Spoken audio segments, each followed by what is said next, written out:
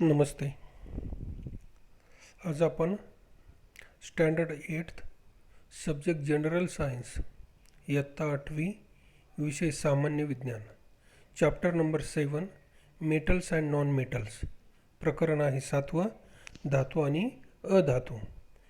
या प्रकरणातला भाग 1 आणि भाग 2 मध्ये जो काही आपण भाग पाहिला आहे त्या भागाच्या संदर्भातली ही जी काही ठळक मुद्दे आहेत त्यामध्ये मेटल्स, धातू, फिजिकल प्रॉपर्टीज ऑफ मेटल, धातूचे भौतिक गुणधर्म.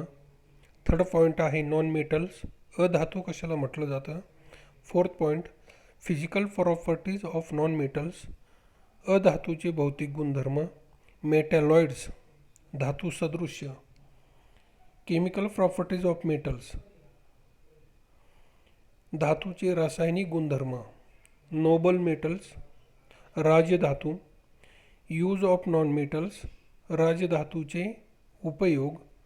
अँड देन पार्ट 2 मध्ये आपण पाहिलं होतं last point purity of gold, सोन्याची शुद्धता. तर इथपर्यंतचा भाग आपण मेटल अँड नॉन मेटल या चॅप्टरमधला भाग 1 भाग 2 मध्ये पाहिलेला आहे. आज आपण पार्ट 3 मध्ये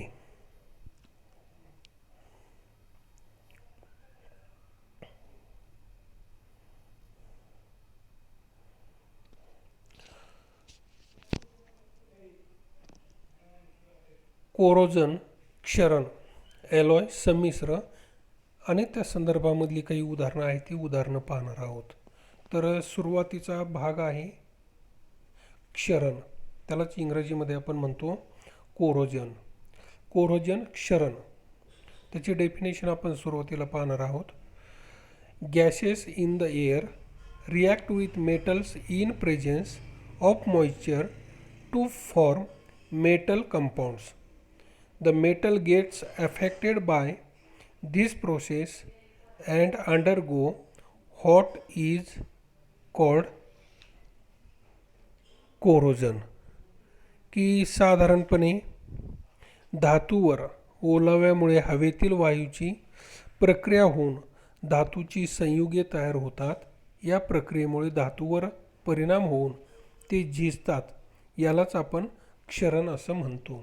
तर you can ask the definition of corrosion, की क्षरण म्हणजे काय. बऱ्याच वेळेस आपण पाहतो की आपल्या घरामध्ये असलेले जे काही विंडोज, खिडक्या आहेत, लोखंडापासून आपण त्या ज्या काही बनवलेल्या खिडक्या आहेत त्या लोखंडाच्या गंजू नयेत म्हणून त्यावरती आपण काय करतो की रंगाचा थर देतो. आणि तो रंगाचा थर दिल्यामुळं हवेमध्ये असलेलं मॉइश्चर असेल, बाष्प असेल, त्याचा आणि त्या लोखंडाचा प्रत्यक्ष संपर्क होत नाही, त्यामुळे त्या जास्त काळ टिकून राहतात. पण जे काही विजेचे पोल आहेत की ज्यांना रंग दिलेला नसतो ते जर आता आपण पाहिले तांबूस रंगाचे, की हवेतील त्या ठिकाणी मॉइश्चर असेल, बाष्प असेल, याची त्या धातूवरती अभिक्रिया होऊन ते गंजतात, तांबूस रंगाचे दिसतात आणि त्यांचं जे काही आयुष्य आहे ते आयुष्य कमी होऊ शकतं. आणि म्हणून हे कोरोजन की क्षरण कशाला म्हटलं जातं तो आपल्याला भाग त्याची डेफिनेशन या ठिकाणी दिलेली आहे.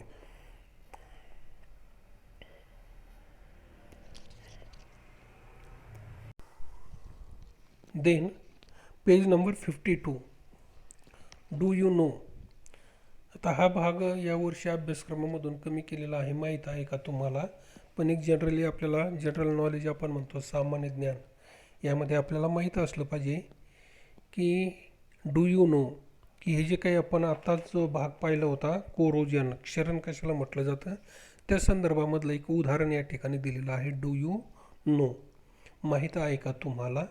तर त्यामध्ये there is a Statue of Liberty in the sea near New York City in America. हा जो काही एक अमेरिकेतील न्यूयॉर्क शहराजवळ समुद्रात स्वातंत्र्य देवतेचा पुतळा दिलेला आहे. The original surface of their statues was made of copper. जो काही मूळ धातूचा तो पुतळा आहे तो मूळ धातूचा पुतळा तांब्यापासून, कॉपर तांब्यापासून बनवलेला आहे. But now it looks green. आज मिती जर आपण पाहिला तर तो आपल्याला काय होतो, हिरव्या रंगाचा त्या ठिकाणी दिसतो. This is because Green color copper carbonate has been formed by a reaction of copper with the carbon dioxide and moisture in the air. This is an example of corrosion. की धातूचं क्षरण होत आहे त्याचं हे एक उदाहरण आपल्याला सांगितलेलं आहे. म्हणजे हा जो काही अमेरिकेमध्ये असलेला स्वातंत्र्य देवतेचा पुतळा आहे त्या पुतळ्याचा मूळ तो जो काही बनवला आहे तो तांब्याच्या धातूपासून बनवलेला आहे. पण जर तो आपण आज मितीस पाहिला तर तो आपल्याला हिरव्या रंगाचा दिसतो, ग्रीन कलर्स म्हटलं आहे. हे कशामुळे घडून येतं?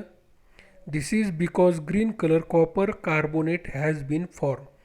त्यावरती कॉपर कार्बोनेटचा थर जमा झालेला आहे म्हणून तो तांबूस रंगाचा तांब्यापासून बनवलेला आहे. त्याचा आज मितीस रंग आपल्याला हिरवा दिसतो. हे कशामुळं घडतं आहे? By a reaction of copper with the carbon dioxide and moisture. हवेमध्ये असलेला कार्बन डायऑक्साईड आणि हवेमध्ये असलेलं मॉइश्चर बाष्प यांच्यामधील रासायनिक अभिक्रिया होऊन त्या तांब्याच्या धातूवरती अभिक्रिया होऊन त्यापासून कॉपर कार्बोनेट तयार होतं आहे आणि त्याचा थर तो त्या तांब्याच्या पुतळ्यावरती स्टॅच्यूवरती बसल्यामुळं तो पुतळा आपल्याला ग्रीन कलरमध्ये दिसतो. This is the example of corrosion.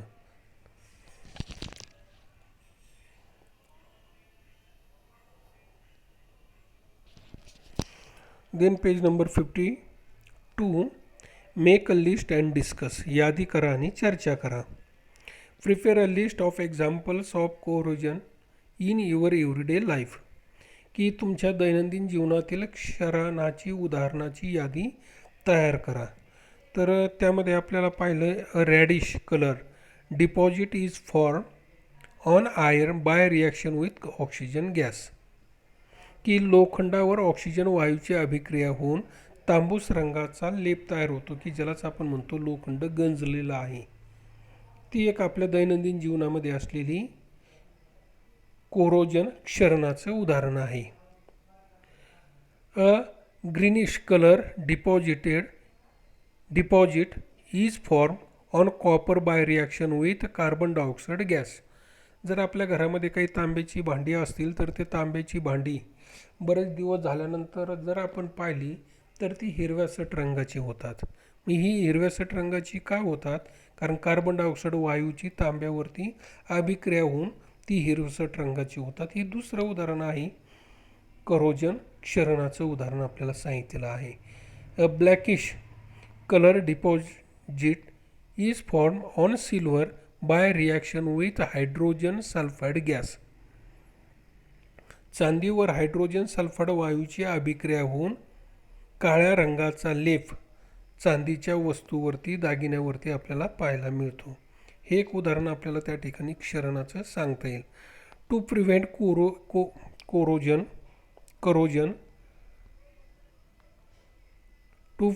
Corrosion of metal layer of oil greases varnish and paint are applied on them.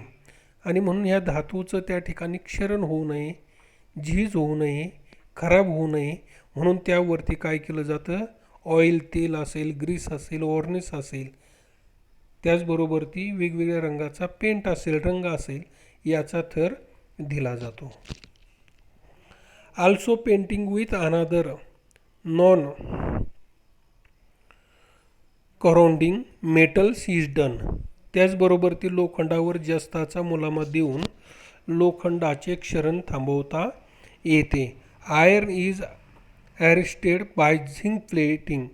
Due to this process, the contact of metal surface with air is lost and corrosion cannot occur as the chemical reaction cannot occur.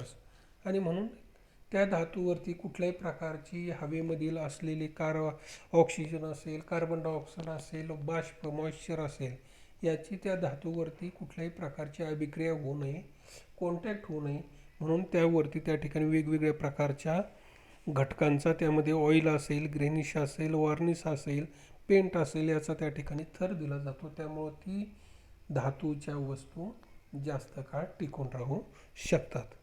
आपण जी काही vehicle वाहनं पाहतो त्यांच्यावरती वेगवेगळ्या प्रकारचा paint रंग दिला जातो. जी काही लोखंडाची शेतकऱ्यांची अवजारं असतील त्यावरती वेगवेगळ्या प्रकारचा पेंट रंग दिलेला असतो. कुठल्याही लोखंडी धातूच्या वस्तू असेल त्यावरती या प्रकारचा लेप दिल्यामुळं त्यांचं आयुष्य वाढतं आणि त्या जास्त काळ टिकून राहू शकतात. देन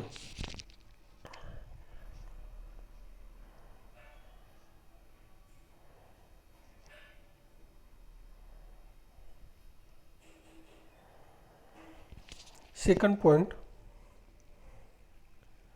ॲलॉय, की ज्याला आपण संमिश्र म्हणतो. त्याची डेफिनेशन सुरुवातीला आपण पाहणार आहे. ॲलॉय संमिश्र म्हणजे काय? त्यामध्ये सांगितलेलं आहे a homogeneous mixture of two or more metals or a homogeneous mixture metal with non-metal is called alloy. परत एकदा पहा. What is the definition of alloy? संमिश्र म्हणजे काय? A homogeneous mixture of two or more metals और a homogeneous mixture metal with non metals is called alloy. मागच्या प्रकरणामध्ये आपण मिश्रणाचे त्या ठिकाणी काही टाईप्स प्रकार पाहिलेत. त्यामध्ये होमोजिनियस मिक्सचर हा शब्द त्या ठिकाणी आलेला आहे. दोन किंवा अधिक धातूंच्या किंवा धातू व अधातूंच्या एकजीव समांगी मिश्रणाला संमिश्र ॲलॉय म्हटलं जातं. त्यानंतर alloy are made by mixing the constituents elements is in as per the requirement. आवश्यकतेनुसार घटक मूलद्रव्य विविध प्रमाणात मिसळून विविध संमिश्रे तयार करता येतात. For example, the stainless steel used at home are made of an alloy of iron with carbon, chromium, nickel. The alloy bronze is formed from copper and tin. की एक उदाहरण, आपल्याला दोन उदाहरणं सांगितली आहेत की जी घरामध्ये आपण स्टेनलेस स्टीलची भांडी वापरतो. त्या स्टेनलेस स्टीलच्या भांड्यामध्ये हे काही स्वतंत्र स्टेनलेस स्टील हे काही एलिमेंट नाही आहे, मूलद्रव्य नाही आहे. मग हा नवीन धातू त्या ठिकाणी तयार केला जातो, त्याला संमिश्र ॲलॉय म्हटलं जातं. की दोन किंवा दोनपेक्षा अधिक धातू किंवा धातू आणि अधातू एकमेकांमध्ये मिसळून संमिश्र तयार केलं जातं. त्याचं एक्झाम्पल आहे आपल्या घरामध्ये असलेली स्टेनलेस स्टीलची भांडी. मग या स्टेनलेस स्टीलच्या भांड्यामध्ये कोणकोणत्या प्रकारची एलिमेंट्स वापरली जातात? तर त्यामध्ये आहे आयर्न, लोखंड आहे, कार्बन आहे, क्रोमियम आहे, निकेल आहे.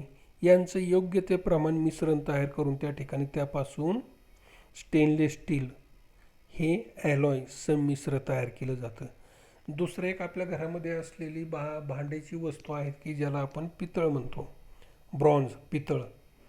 हा पितळसुद्धा स्वतंत्र एलिमेंट मूलद्रव्य नाही आहे. तर या पितळामध्ये सुद्धा दोन प्रकारचे घटक योग्य त्या प्रमाणामध्ये मिसळून त्यापासून पितळ हे ॲलॉय संमिश्र तयार केलं जातं. मग the alloy bronze is form by copper and tin, की हे पितळ हे संमिश्र तांबे व जस्त यापासून बनवतात. काश्य हे संमिश्र तांबे व कथिल यापासून बनवलं जातं. तर ही अशी बरीचशी त्या ठिकाणी वेगवेगळ्या प्रकारचे ॲलॉय आहे, संमिश्र आपल्याला त्या ठिकाणी सांगता येतील की ज्यामध्ये दोन किंवा दोनपेक्षा अधिक प्रकारचे मेटल्स किंवा त्या ठिकाणी नॉन मेटल्स हे योग्य प्रमाणामध्ये मिसळून त्यापासून संमिश्र ॲलॉय तयार केलं जातं. त्याची ही उदाहरणं आहेत. You can ask the question what is mean by ॲलॉय, give it's example, किंवा उदाहरणं सांगितल्यानंतर आपल्याला विचारलं जाऊ शकतं की स्टेनलेस स्टील आहे, त्यामध्ये कोणकोणत्या प्रकारचे त्या ठिकाणी एलिमेंट्स आहेत.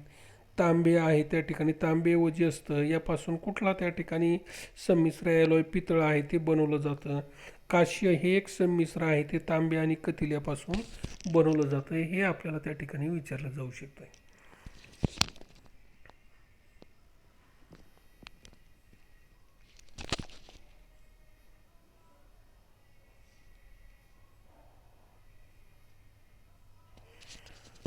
त्यानंतर पुढचा आहे page number 53.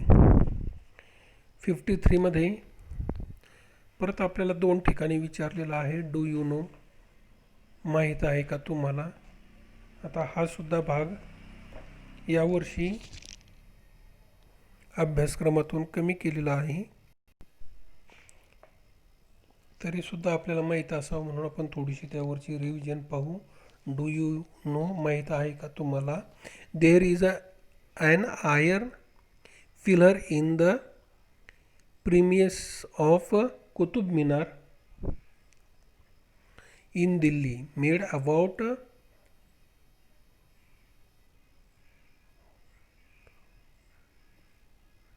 1005 year ago.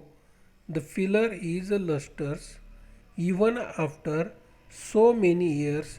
This is because our ancestors had made it from an alloy. It contains small proportion of carbon, silicon and phosphorus mixed in iron. की दिल्लीमध्ये एक कुतुब मिनार परिसर आहे की साधारणतः 1500 वर्षापूर्वी तयार केलेला आहे. एक लोहस्तंभ आहे, तो लोखंडापासून तयार केलेला, आणि इतकी वर्ष होऊन सुद्धा तो स्तंभ आज चकचकीत आहे, कारण पूर्वीच्या लोकांनी, पूर्वजांनी तो संमिश्रापासून तयार केलेला आहे, ॲलॉयपासून तयार केलेला आहे, की त्यामध्ये लोखंडामध्ये काही प्रमाणामध्ये त्यांनी कार्बन, सिलिकॉन आणि फॉस्फरस हे मिसळलेलं आहे. This is the second example of corrosion, क्षरणाचं हे दुसरं उदाहरण आहे. त्यानंतर पुढचं एक उदाहरण आपल्याला असं पुन्हा एक सांगितलेलं आहे की डू यू नो,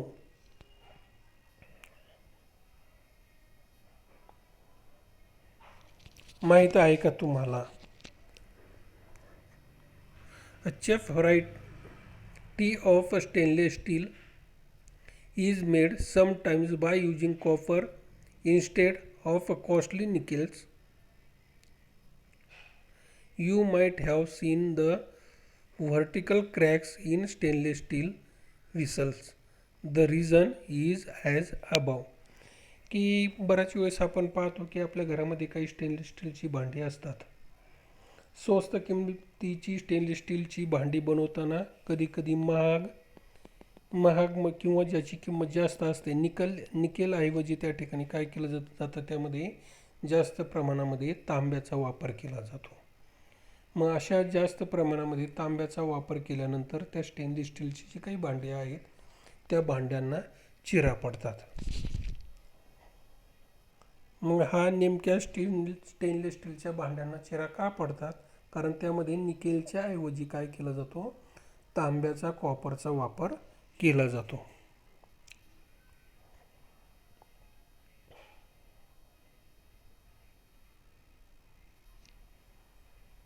आणि शेवटी एक आपल्याला सांगितलं होतं डिस्कस, की चर्चा करा.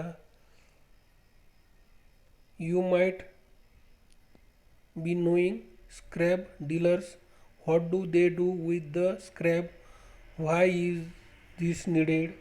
की आपल्याकडे काही भंगार घेणारे लोक येतात, ते भंगार घेऊन काय करतात, त्याची आवश्यकता काय असते, कारण हे जे काही बराच काळ वापरल्यानंतर त्याची झीज होते, करोजन होतं, क्षरण होतं. मग अशी भंगारामध्ये विकलेल्या वस्तू पुन्हा त्या ठिकाणी त्या कंपनीमध्ये नेऊन त्याच्यावरती पुन्हा वेगवेगळ्या प्रकारची प्रोसेस होऊन त्यावरती पुन्हा नवीन वस्तू बनवल्या जातात.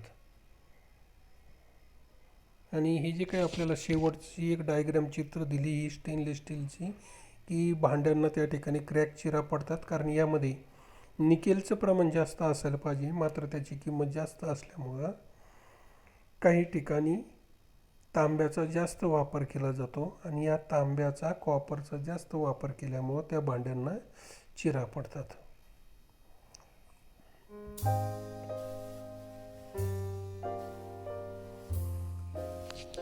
तर अशा पद्धतीने हे एक छोटंसं प्रकरण होतं. Lesson number 7, metals and non metals, धातू आणि अधातू. तर या धातू आणि अधातूमध्ये आपण जो काही भाग पाहिलेला आहे त्या भागामध्ये धातूचे 3 प्रकारामध्ये क्लासिफिकेशन ऑफ एलिमेंट्स तीन प्रकारामध्ये त्याचं वर्गीकरण केलं जातं. एक आहे मेटल्स, दुसरं आहे त्या ठिकाणी नॉन मेटल्स आणि तिसरं त्या ठिकाणी सांगितलेलं आहे मेटेलॉइड्स. धातू, अधातू, धातू सदृश्य. धातूची उदाहरणं आपण पाहिलीत, अधातूची उदाहरणं आपण पाहिलीत, धातू सदृश्य एलिमेंटची उदाहरणं पाहिलीत. त्यांच्या फिजिकल प्रॉपर्टीज असतील, भौतिक गुणधर्म, त्यांच्या केमिकल प्रॉपर्टीज असतील, रासायनिक गुणधर्म आपण पाहिले, त्यांची एक्झाम्पल आपण त्या ठिकाणी पाहिलेले आहेत.